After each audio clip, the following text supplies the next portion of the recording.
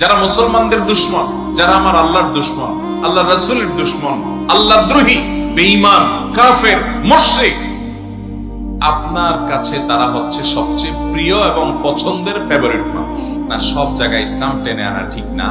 তো আর যা হোক, তিনি এখনো মুসলমান হতে পারেন, তিনি ইসলাম বুঝেনই নেই।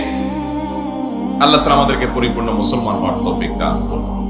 পরিপূর্ণ সারেন্ডার না করলে, শতভাগ আত্মসমর্পণ না করলে আপনি কখনো পরিপূর্ণ মুসলমান হতে পারবেন।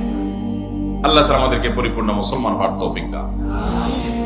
ভাইরা আমার, খেলার নামে আমরা যা করছি আজকাল, সেগুলো অনেক ক্ষেত্রে আমাদেরকে ইসলাম থেকে শুধু দূরে সরাচ্ছে না, নিজের অজান্তে আল্লাহ দ্রোহী, হারাম এবং আল্লাহর অভিশাপ এবং গজব নাজিল হওয়ার কর্মকাণ্ডকে দুনিয়াতে প্রতিষ্ঠা করার জন্য যারা সংগ্রাম করছে, শয়তানের বাহিনী বলা যেতে পারে, তাদের ভক্তি করছে আমাদের মুসলমানের সন্তানরা। তাদের ভক্তি করছে মুসলমানের সন্তানরা, জানে না কার ভক্তি করছে, কার ভক্ত হচ্ছে, কার ফলোয়ার হচ্ছে, কার সাপোর্টার সে হচ্ছে। মুসলমানের আবেগ বিবেক এত সস্তা। এগুলো বললে অনেক যুবকরা বলে সব জায়গায় ইসলাম টেনে আনা, সব জায়গায় কোরআন হাদিস টেনে আনা ঠিক না। খেলার মধ্যে আবার কিসের ইসলাম টেনে আনা? খেলার মধ্যে ইসলাম আছে না নাই? ইসলাম নাই এমন কোন জায়গা আছে? আপনি যখন খেলাধুলা করবেন, ইসলামে খেলাধুলাও আছে। আপনি কিভাবে খেলাধুলা করবেন, ইসলামে সেটা বলা আছে। আপনি নিজে খেলাধুলা করেন বা কেউ মাঠে খেলাধুলা করছে, আপনি সেটা দেখেন।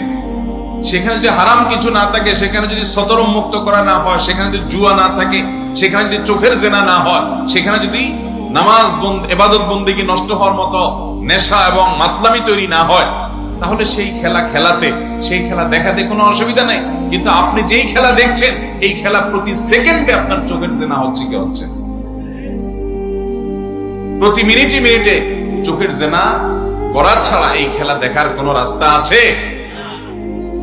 আপনি 1 ঘন্টা খেলা দেখতে গিয়ে 100 বার, 200 বার, 250 বার বা অগণিত বার আপনার চোখের জেনা করছেন, মনের জেনা করছেন, আপনার আমলনামায় গুনাহ লেখা হচ্ছে।